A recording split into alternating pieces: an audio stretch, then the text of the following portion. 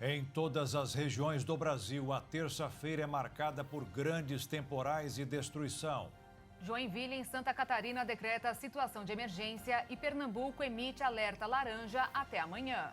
Organização Meteorológica Mundial revela que todas as regiões do mundo sofreram com eventos extremos nos períodos chuvosos de 2021. Nova plataforma do Google informa em tempo real sobre enchentes e inundações. Prevista para amanhã a entrega dos relatórios preliminares dos grupos de trabalho da equipe de transição do governo Lula. Reino Unido já tem pronta a proposta de lei para ser discutida no parlamento sobre regulamentação da internet. China promete acelerar taxa de vacinação de idosos contra o coronavírus após manifestações contra as restrições sanitárias. Seleção brasileira anuncia terceiro desfalque na Copa do Mundo do Catar. A partir de agora, no Jornal das 22.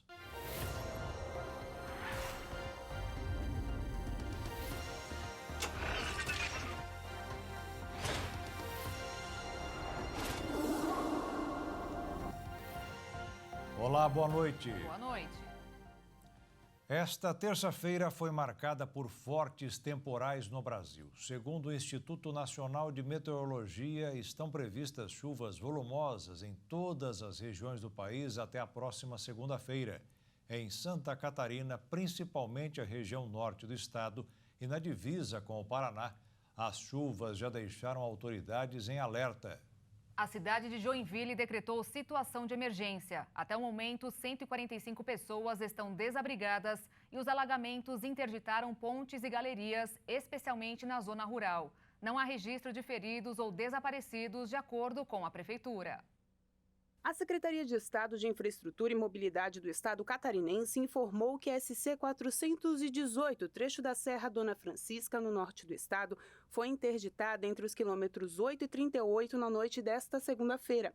As fortes chuvas dos últimos dias provocaram diversos deslizamentos no ocorrer do dia e o material foi retirado da pista por equipes coordenadas pela Secretaria.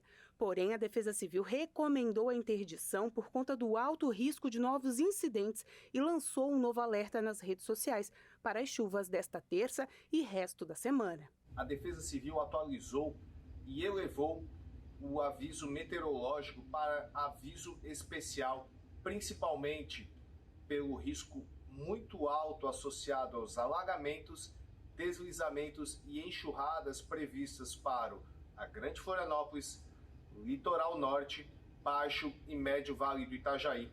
Desde sábado, dia 26 de novembro, nessas regiões já registraram volumes significativos ao longo desse período.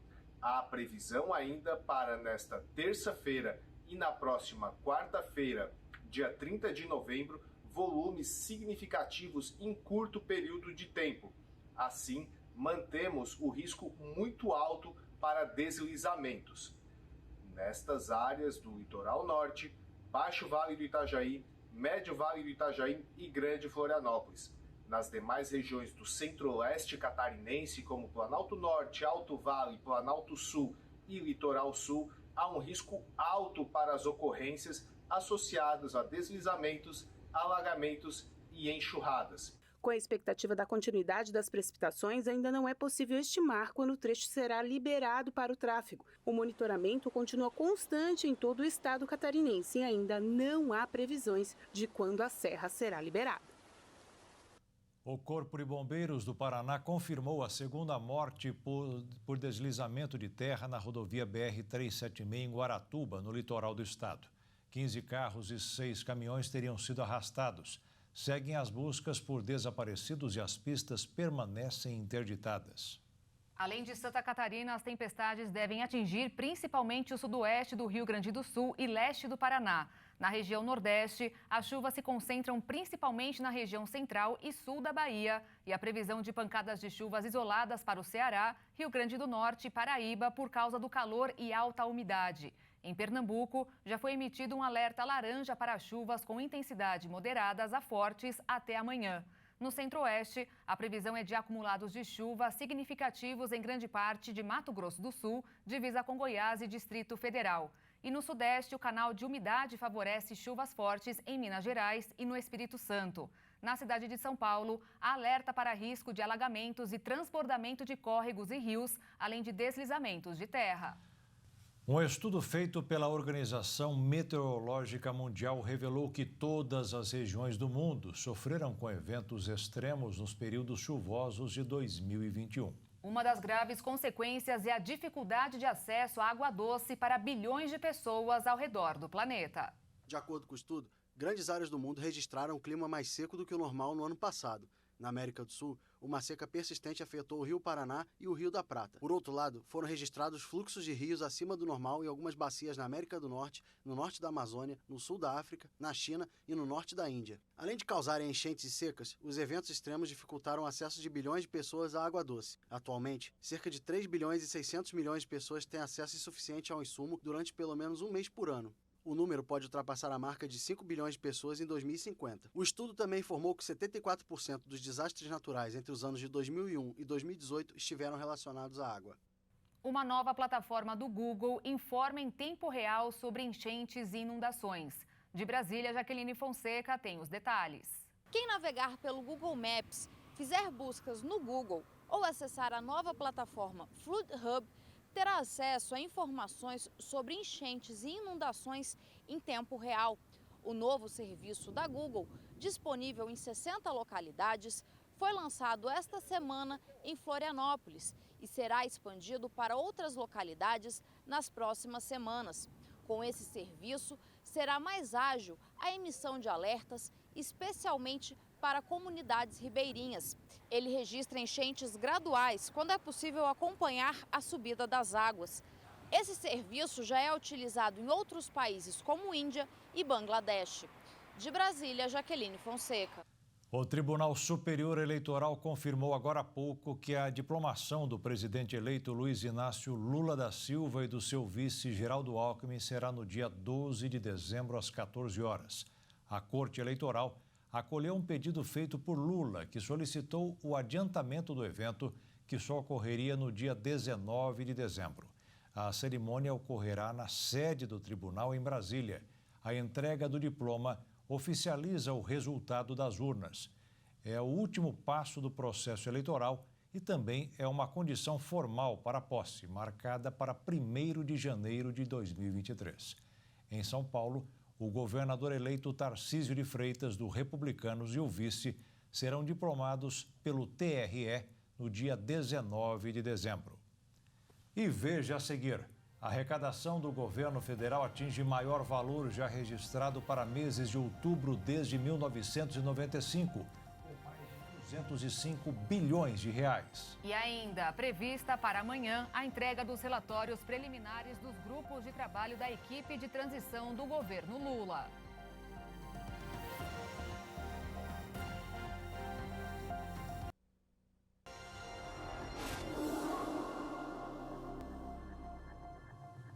A entrega dos relatórios preliminares dos grupos de trabalho da equipe de transição está prevista para amanhã. Hoje, Lula passou o dia em Brasília e se reuniu com a equipe econômica no hotel onde está hospedado. O presidente eleito Luiz Inácio Lula da Silva segue em Brasília nesta terça-feira. Ele está hospedado em um hotel na capital federal. O presidente eleito Luiz Inácio Lula da Silva passou a tarde neste hotel onde está hospedado em Brasília. Ele se reuniu com um grupo de trabalho da área econômica da equipe de transição. Lula articula a aprovação da PEC do Bolsa Família ou PEC da Transição, que abre espaço orçamentário para o pagamento do auxílio de R$ 600, mais um bônus de R$ 150 por criança de até 6 anos. Nos próximos dias, Lula se reunirá com o presidente da Câmara, Arthur Lira, e do Senado, Rodrigo Pacheco. O objetivo da PEC é garantir o pagamento do benefício de R$ 600 que não estava previsto no texto do orçamento e possibilitar investimento em outras áreas. Com todas as assinaturas necessárias para o início da tramitação, a proposta de emenda à Constituição, já protocolada no Senado, começa a ser discutida no Congresso Nacional. Primeiro passa pela Comissão de Constituição e Justiça. depois por uma comissão especial. O relator do orçamento, o senador Marcelo Castro, quer que a proposta seja aprovada até o dia 10 de dezembro. Nesta quarta-feira, é feriado, Dia do Evangélico em Brasília. Servidores públicos federais terão folga, mas na Câmara e no Senado o trabalho segue normalmente. Amanhã também deve ser realizada a entrega dos relatórios preliminares dos grupos de trabalho setoriais. Nesta terça-feira, o Grupo da Saúde se reuniu na Fiocruz, em Brasília, para discutir aspectos das políticas de saúde da população negra. Depois, houve um encontro com o Conselho Nacional de Saúde e com os trabalhadores do setor. O Grupo de Trabalho da Educação chegou a agendar uma entrevista coletiva para esta terça-feira para apresentar um diagnóstico da educação no atual governo, mas a entrevista foi desmarcada. O governador eleito Tarcísio de Freitas, do Republicanos, anunciou nesta terça-feira que deve criar 2 secretarias da mulher e de parcerias com a iniciativa privada e extinguir ou fundir outras pastas no governo de São Paulo. Apesar de não ter anunciado nenhum novo secretário nesta terça-feira, Tarcísio reuniu os coordenadores de cada tema em sua equipe de transição, dando pistas de eventuais futuros secretários.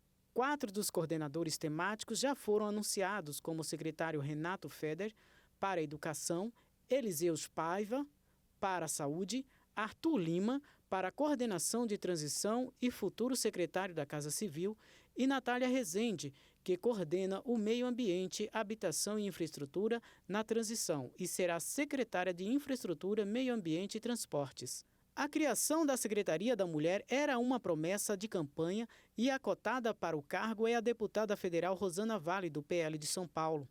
A Assembleia Legislativa do Estado de São Paulo aprovou nesta terça-feira o aumento de 50% dos salários do governador eleito Tarcísio de Freitas e de seu vice Felício Ramute, do PSD, e do novo secretário com efeito cascata, também para outros servidores. Foram 56 votos a favor e apenas 6 contrários. Eram necessários ao menos 48 votos no plenário de um total de 94 deputados estaduais. O projeto segue agora para a sanção do atual governador Rodrigo Garcia, do PSDB, que estimou um impacto anual de R$ 1 bilhão e 500 milhões aos cofres públicos. Termina hoje o prazo para os mesários que não compareceram no segundo turno das eleições 2022 justifiquem a ausência que pode ser entregue no cartório eleitoral. A multa por não justificar varia de meio a um salário mínimo. E se for servidor público, a penalidade será de suspensão de até 15 dias de trabalho. De acordo com o Tribunal Superior Eleitoral, a pena também será aplicada em dobro ao mesário que abandonou os trabalhos durante a votação, sem justa causa apresentada até 3 dias após a ocorrência. A arrecadação do governo federal com impostos, contribuições e demais receitas atingiu o maior valor já registrado para meses de outubro desde 1995, quando teve início a série histórica da Receita. O valor foi de 205 bilhões e 400 milhões de reais no mês passado, o que representa um aumento de 7,97% na comparação com o mesmo mês de 2021, de acordo com a Secretaria da Receita Federal. Um novo feirão limpa-nome presencial da Serasa começou hoje em São Paulo, Rio de Janeiro e Belo Horizonte. Para quem mora em outros estados, a campanha continua por mais alguns dias pela internet, como mostra a repórter Maria Clara Leite. Pelo aplicativo ou pelo site da Serasa, no endereço serasa.com.br, é possível fazer negociações de dívidas até o dia 5 de dezembro. E logo na tela inicial, as instruções são muito simples. Clicando nesse botão, aqui nessa primeira página, já é possível consultar gratuitamente o CPF e então conferir os descontos do feirão e serviços da Serasa. A negociação ocorre de forma online, mas tem feirão presencial também até sábado em 3 capitais brasileiras, Rio de Janeiro, Belo Horizonte e São Paulo. Aqui na capital paulista tem uma novidade. Pela primeira vez, a distribuidora de energia Enel e a Caixa Econômica Federal participam da campanha para quem for até o local de atendimento, que dessa vez está no Largo da Batata, na Zona Oeste. Só que essas instituições não participam do feirão presencial nos outros estados. De qualquer forma, as possibilidades de negociação nas outras capitais são várias, já que centenas de empresas são parceiras. Então anote aí agora o endereço do feirão presencial que começou nesta terça em Belo Horizonte, Praça da Estação, no centro de BH.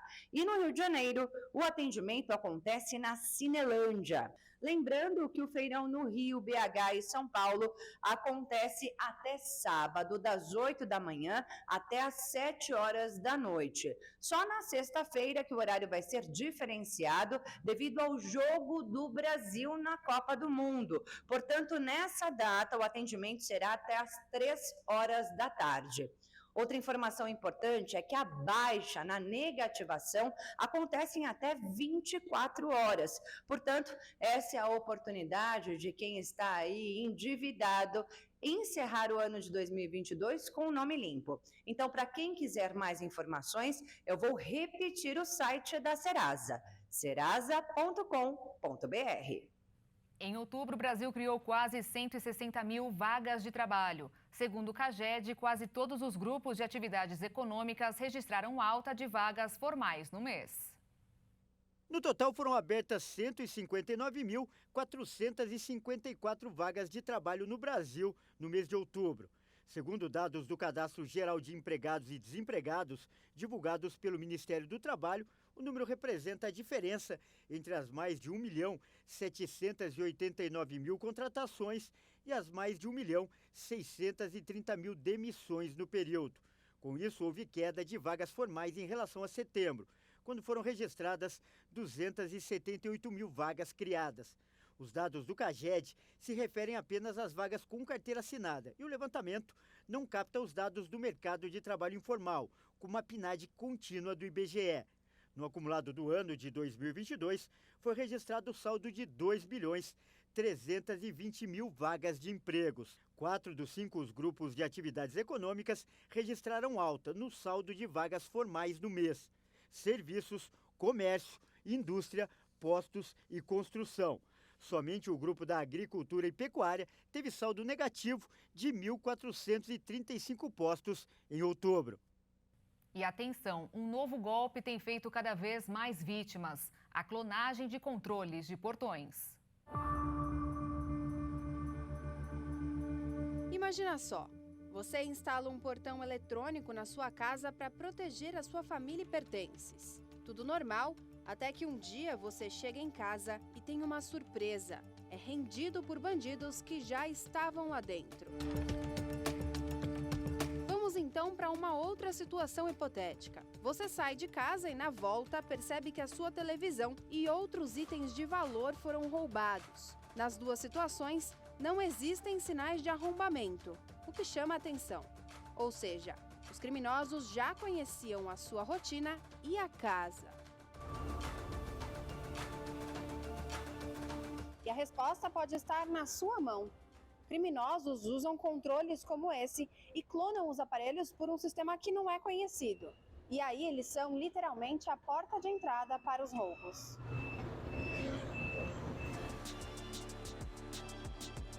E não precisa procurar muito para saber como fazer isso. Você vai chegar com o seu controle, vai escolher o botão de preferência, vai segurar apertado, ele vai piscar e vai apagar. Aí você vem com o seu controle, encosta nele e aperta o seu controle até ele ficar aceso à luz contínua. Então aqui ele fez a clonagem. Em lojas da região central de São Paulo já podem ser encontrados os temidos aparelhos que clonam o seu controle remoto. Normalmente, o processo é feito quando os controles estão em lava-rápidos ou em estacionamentos, dentro dos carros. O especialista em segurança, Coronel Roberto Alves, esclarece como evitar esse tipo de crime. mais importante, que a tecnologia, ela nunca vai suprir a iniciativa e o comportamento humano. A tecnologia veio para nos auxiliar. Então, quando a pessoa projeta para a tecnologia a responsabilidade do que é seu, que é a sua segurança, ela já está vulnerável. Então, esse é o conceito mais importante. Porque muitas pessoas colocam câmera, colocam isso, colocam aquilo, colocam grade, aquela coisa toda, achando que aquele comportamento resolve a situação da segurança. E muito pelo contrário. Porque quem comete crime são seres humanos. Não é a tecnologia que está cometendo crime, são seres humanos que também usam tecnologia. Em nota, a Secretaria de Segurança Pública do Estado de São Paulo informou que acompanha esse tipo de ocorrência e orienta que todos devem se atentar aos protocolos de segurança para se manterem seguros. E se mesmo com toda a tecnologia e atenção os criminosos conseguirem entrar no local, o ideal é atender aos pedidos deles.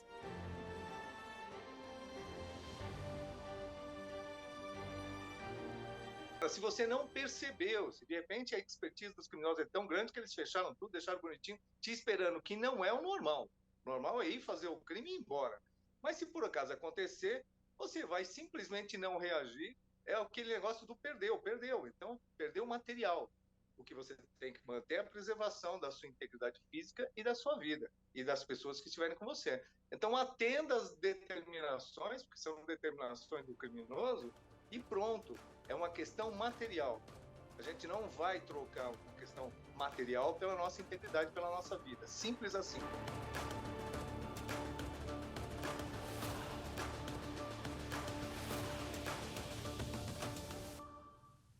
E a seguir, China promete acelerar taxa de vacinação de idosos contra o coronavírus após manifestações contra as restrições sanitárias. E veja também, Reino Unido já tem pronta a proposta de lei para ser discutida no parlamento sobre regulamentação da internet.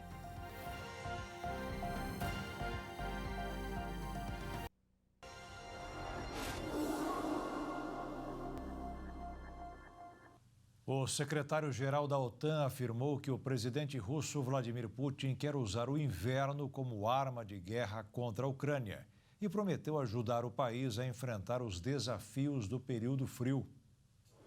What we have seen since President Putin's brutal invasion of Ukraine is that the president. O que vimos desde a brutal invasão da Ucrânia pelo presidente Putin é que ele está falhando.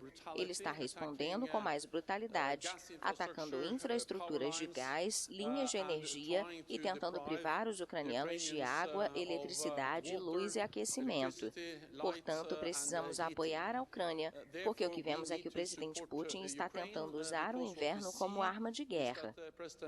Putin is trying to use winter as a weapon of war. A OTAN pretende intensificar a ajuda à Ucrânia para recuperar sua rede elétrica devastada. Durante a reunião ministerial, o secretário de Estado americano, Antony Blinken, deve anunciar uma ajuda financeira substancial a Kiev. Uma fonte do governo dos Estados Unidos observou que a administração do presidente Joe Biden reservou mais de $1 bilhão para gastos em redes elétricas na Ucrânia e na vizinha Moldávia, que sofre os efeitos da devastação. Uma feroz campanha de bombardeios de mísseis russos dizimou drasticamente a infraestrutura de energia da Ucrânia e deixou milhões de pessoas no escuro. A situação é ainda mais preocupante com a chegada do inverno, quando os ucranianos precisam de gás e luz para se manterem aquecidos. O ministro da Justiça da Alemanha descreveu os ataques à infraestrutura de energia na Ucrânia como crimes de guerra e solicita que esses atos não fiquem sem punição. A Alemanha, que atualmente preside o G7, descreve a destruição sistemática da infraestrutura de energia ucraniana. Quando vemos que a infraestrutura civil, em particular o fornecimento de eletricidade e calor, é destruído para que pessoas fiquem em suas casas em um inverno que pode chegar a menos de 30 graus, então este é um crime de guerra terrível, que visa fazer com que muitas pessoas sejam vítimas do inverno aqui, que está ficando mais frio. O inverno é usado como arma. Mais cedo, o secretário-geral da OTAN, Jens Stoltenberg, também afirmou que Vladimir Putin está usando o inverno como arma de guerra. O ministro alemão detalhou que a luta contra os crimes de guerra é o principal motivo do encontro, o primeiro do gênero entre os ministros da Justiça das grandes potências mundiais do G7. Ele fez um apelo para que esses atos não fiquem sem punição e disse que os criminosos de guerra não devem e nem podem se sentir seguros onde quer que estejam. Desde o começo da invasão, em 24 de fevereiro, as autoridades ucranianas registraram cerca de 50 mil casos de supostos crimes de guerra. A Alemanha e o Catar firmaram um acordo para garantir a segurança energética de Berlim e reduzir a dependência do gás vindo da Rússia. A medida valerá por 15 anos e acontece em plena crise mundial energética, causada pela guerra na Ucrânia. O acordo foi firmado entre a Qatar Energy e a empresa americana ConocoPhillips, que será responsável por adquirir o gás e enviar a um terminal alemão ao norte do país. A medida assegura o fornecimento de até 2 milhões de toneladas de gás natural liquefeito por ano a partir de 2026. Além da Alemanha, China, Japão e Coreia do Sul também são abastecidos pelo gás do Catar. Segundo declarou o ministro de Energia do Catar, a parceria contribuirá para a segurança energética na Alemanha e em toda a Europa. Executivos alemães também viram com bons olhos a parceria. Outros países europeus pretendem dar início às negociações de gás nos próximos meses, para evitar uma dependência maior da Rússia. Mas essas negociações são difíceis porque os países europeus se recusam a assinar contratos de longa duração, como os que Doha costuma fechar com seus clientes asiáticos. Na semana passada, por exemplo, o Catar fechou um acordo de fornecimento de gás para a China de 27 anos de duração. Nos Estados Unidos, um grupo de pescadores foi resgatado de uma placa de gelo à deriva.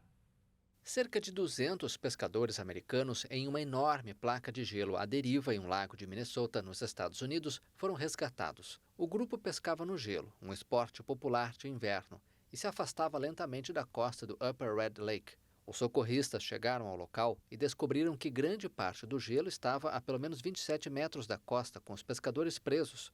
Usando drones, os serviços de resgate detectaram um ponto de passagem mais estreito, onde conseguiram colocar uma ponte improvisada para permitir que os pescadores se deslocassem para a área segura.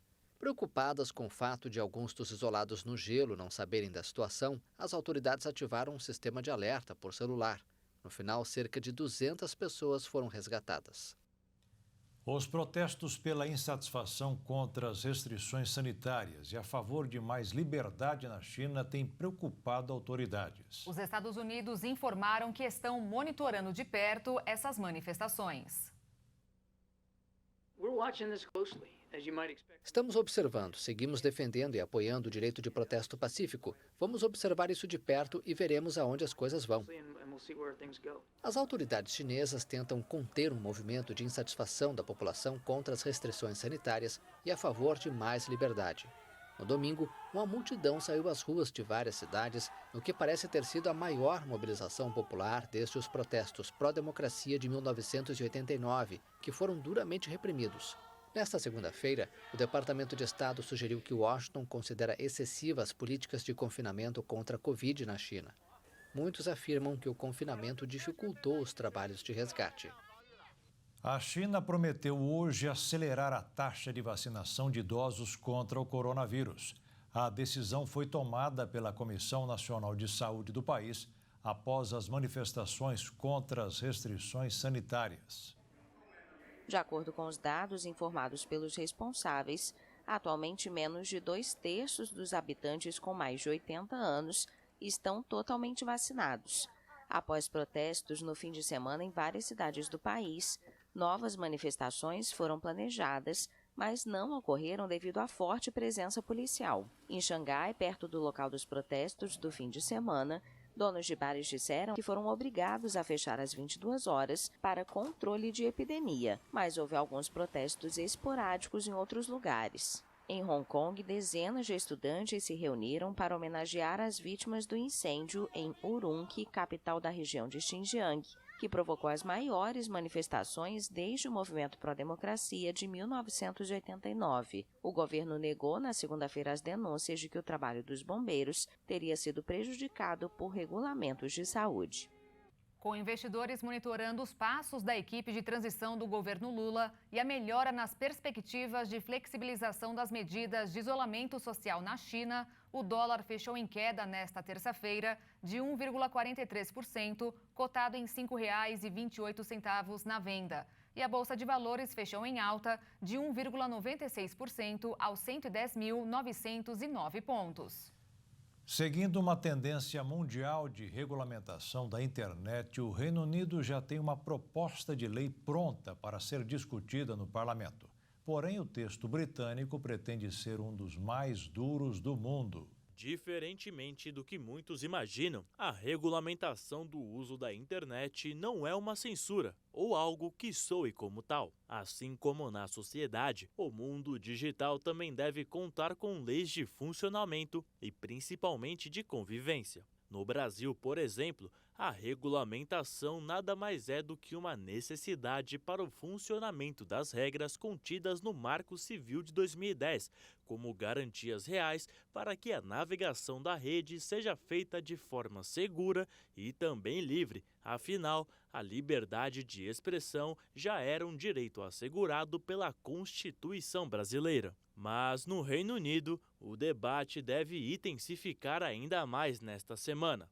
Isso porque o parlamento britânico já tem pronto um projeto de lei criando um dos mais duros regimes regulatórios para a internet em todo o mundo. A nova legislação dá amplos poderes para que o órgão regulador da mídia no país, o Office of Communications, investigue e multe empresas que descumprirem a lei. Valores que podem chegar a até 10% do faturamento total das Big Techs. O órgão já tem grande poder para regular a mídia no Reino Unido, mas agora a agência expande seus poderes também sobre as grandes companhias de tecnologia do mundo digital. A legislação também proíbe a distribuição de conteúdos racistas, homofóbicos e antissemitas, entre outros tipos de conteúdos mais sensíveis. Dessa forma, o governo britânico pretende aplicar de maneira mais rígida as mesmas obrigações civis que a população tem no mundo real. O projeto pretende acabar com a ideia de que a internet é uma terra sem lei, onde tudo acontece. A cápsula espacial Orion, projetada para transportar astronautas, atingiu mais de 400 mil quilômetros de distância, superando um recorde da Apollo 13 há 52 anos. No último sábado, a nave atingiu um ponto a 86 mil quilômetros da Lua, enquanto viajava a uma velocidade de 3.300 quilômetros por hora. A espaçonave Orion faz parte da missão Artemis 1, que busca preparar o caminho para o envio de astronautas novamente à Lua. A última missão tripulada ao satélite natural da Terra aconteceu em 1972, a bordo da Apollo 17. O modelo da ESA acionou seus motores na semana passada para colocar a Orion em uma trajetória ao redor da Lua, conhecida como órbita retrógrada, distante. Serão necessárias mais 2 manobras nos próximos dias para colocar a cápsula na trajetória correta para voltar à Terra. A espaçonave deve cair no Oceano Pacífico, perto de San Diego, na Califórnia, em 11 de dezembro. E a seguir, montadora chinesa chega à marca de 10 milhões de automóveis produzidos. E a seleção brasileira anuncia seu terceiro desfalque na Copa do Mundo do Catar.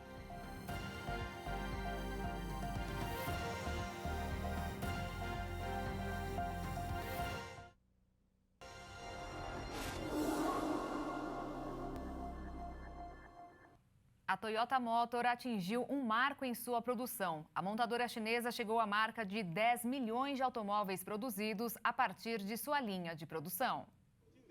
O 10.000º carro produzido pela empresa foi um veículo de nova energia, montado em sua recém-concluída fábrica de veículos, construída com um investimento total planejado de 8 bilhões e 500 milhões de yuans, o equivalente a mais de US$1 bilhão. A fábrica contém capacidade de produzir 200 mil veículos. Nos primeiros 10 meses deste ano, a produção acumulada de veículos da Toyota aumentou 10% em relação ao ano passado. Fundada no ano de 1953 na cidade de Changchun, no nordeste da China, a Toyota é vista como o berço da indústria automobilística chinesa. Atualmente, a cidade de Tianjin vive um bom momento, no qual as empresas de veículos completos assumem a liderança no setor. E várias empresas de autopeças e serviços estão se desenvolvendo coletivamente, estabelecendo uma base sólida para o desenvolvimento de alta qualidade da indústria automobilística no local. Já classificada para as oitavas de final, a seleção brasileira vive na expectativa para saber o seu adversário na próxima fase. No entanto, o técnico Tite ganhou mais um desfalque para escalar a seleção na última partida da fase de grupos contra o Camarões na sexta-feira.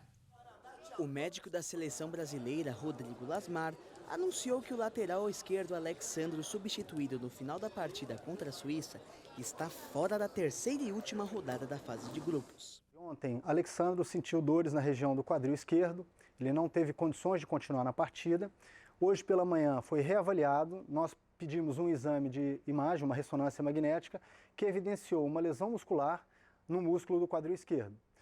O atleta não terá condições da próxima partida contra Camarões. O jogador se junta a Danilo e Neymar no departamento médico. O lateral direito e o atacante foram diagnosticados com lesão ligamentar nos tornozelos esquerdo e direito. O Neymar apresentou um episódio de febre que já está controlado. Isso não interfere no seu processo de recuperação do tornozelo. E hoje, na nossa reunião diária com a comissão técnica, nós passamos então que esses 3 atletas não estarão disponíveis para o nosso próximo jogo contra Camarões. Já classificada, a seleção brasileira vive a expectativa de saber quem será o seu adversário nas oitavas de final. Ela enfrentará uma das equipes do Grupo H, formado por Portugal, Uruguai, Coreia do Sul e Gana. A definição dos adversários, no entanto, dependerá da posição dos classificados, inclusive da posição do Brasil. A seleção ainda não tem a primeira posição do Grupo G assegurada, mas está bem próximo disso. Para terminar na liderança de sua chave, a seleção de Tite precisa pelo menos de um empate contra a equipe de Camarões. Mesmo no caso de derrota, o Brasil ainda pode ficar em primeiro lugar. A liderança só seria perdida se a Suíça conseguisse reverter a vantagem brasileira de 3 gols no saldo. Já no Grupo H, com Portugal praticamente garantido em primeiro lugar, os adversários brasileiros provavelmente serão Gana ou Uruguai, que realizam confronto direto. Os africanos podem até empatar, que ficam com a vaga. Já para os uruguaios, só a vitória interessa. E o Jornal das 22 termina aqui. Obrigada pela sua companhia nesta terça-feira. Um ótimo fim de noite para você e nós te esperamos amanhã. Uma boa noite. Fique na paz. Tchau.